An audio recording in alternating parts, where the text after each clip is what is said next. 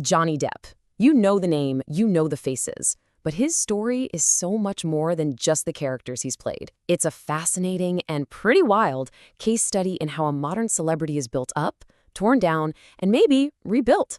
How does an artist go from being this misunderstood oddball to a global superstar and then find himself at the center of a media storm that completely changes the game? Let's get into it and deconstruct the icon. And this right here really gets to the heart of the whole thing. The Depp paradox.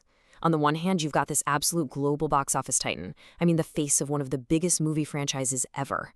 But on the other hand, he became this lightning rod for some of the most intense public debate we've seen in years. So the question is, how can one person be both of those things at the same time? All right, so here's our roadmap.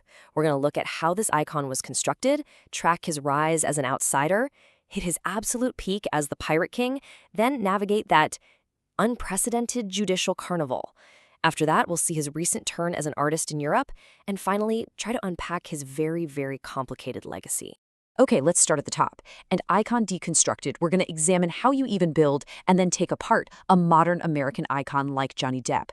His whole journey really holds up a mirror to the way our culture creates and, judges its stars. It all kicks off with his rise as the ultimate outsider. This whole story starts with a really nomadic childhood that kind of leads him to an acting career that, believe it or not, he never even wanted. When you look at his early life, the one thing that just jumps out at you is the constant motion. Born in Kentucky, his family moved, get this, more than 20 times before he was even a teenager. After they landed in Florida, music became his escape from a lot of family friction. And by '83, he's out in LA, trying to make it with his band, living on minimum wage. This wasn't just about moving houses, it really forged that core outsider identity that would define him for years. And this quote? This is such a key moment. He had actually dropped out of high school to focus on his band. But then he tried to go back a couple weeks later. And his principal basically told him, no, I advise you to follow your dream. It was like getting official permission to just turn his back on the normal path and chase his art.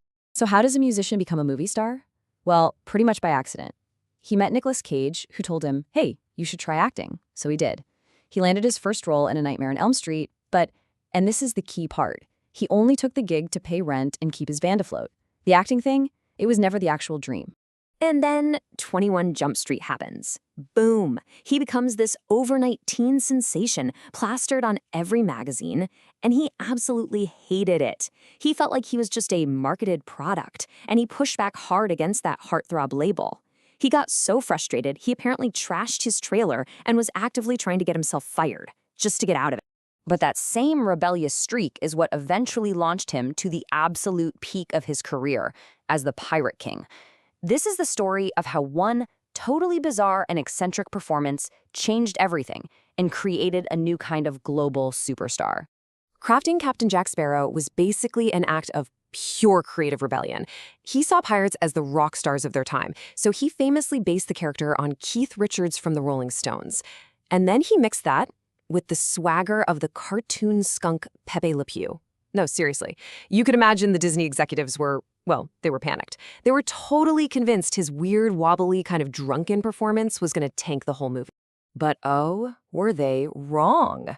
The first film made over $654 million worldwide. His massive creative gamble didn't just work, it launched one of the biggest film franchises in history and got him his first Oscar nomination. And it wasn't a one-hit wonder. Just look at these numbers for the whole franchise.